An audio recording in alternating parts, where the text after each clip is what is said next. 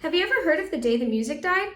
Well, you might have heard of that fateful flight in 1959 that took the lives of 3 rock and roll stars. Today, I would like to tell you about one of those stars in particular, Ritchie Valens. Ritchie Valens was a young pioneer in Latino American rock and roll music. Though his life was short, his music and his story are lasting to this day.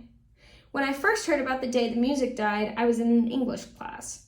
Then, I watched La Bamba with my mom when I was a little bit older, and I became fascinated and wanted to learn more about the life of Ritchie Valens. So today, I would like to share some of that knowledge with you by talking about his rise to fame, the plane crash that ended his life, and the legacy that we can still see to this day. Richard Valenzuela was born on May 13, 1941 in Pacoima, California. It was said growing up that Ritchie always had a passion for music and learning the guitar. He was never seen without his guitar and was always ready to make a performance. As a matter of fact, he spent a lot of his time performing at birthday parties and with his band throughout his teenage years. That was until he met Bob Keane, the owner of Del-Fi Records, in the summer of 1958. This was when Ritchie's career in music really started.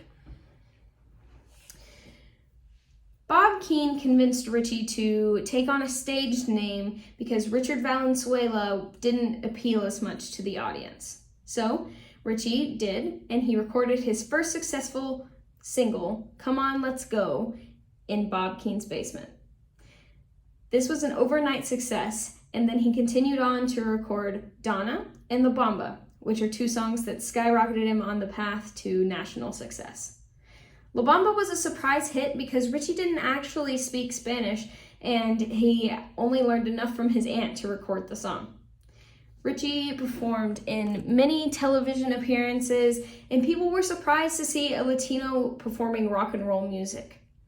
With his newfound success, he dropped out of high school and wanted to continue to pursue his dream of music.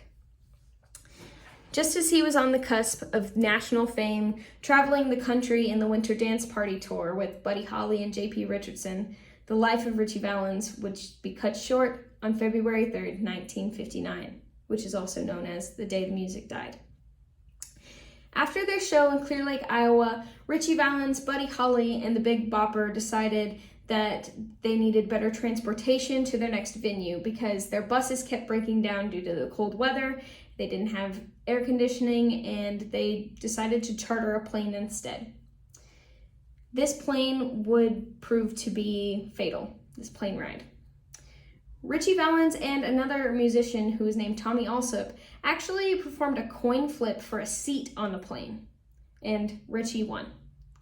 Unfortunately, that small plane crashed about 5 miles after takeoff after the pilot tried to brave uncertain weather conditions. Though Ritchie's life was short, his legacy proves to be lasting. Valens is considered to be one of the first Latino rock and roll musicians who paved the way for artists to come with his song La Bamba. Following his death, Ritchie was also awarded with several recognitions such as an induction into the Hollywood Rock of Fame and receiving a Hollywood star. A movie about his life was also produced about 20 years later, which helped open up future generations, such as people like myself, to enjoy his music. Ritchie was able to show his talent to the world for only 9 short months, but this time would continue to prove to be lasting, and his name will continue to live on. Through the twist of fate decided by a coin flip, the world lost a greatly influential artist with a promising future.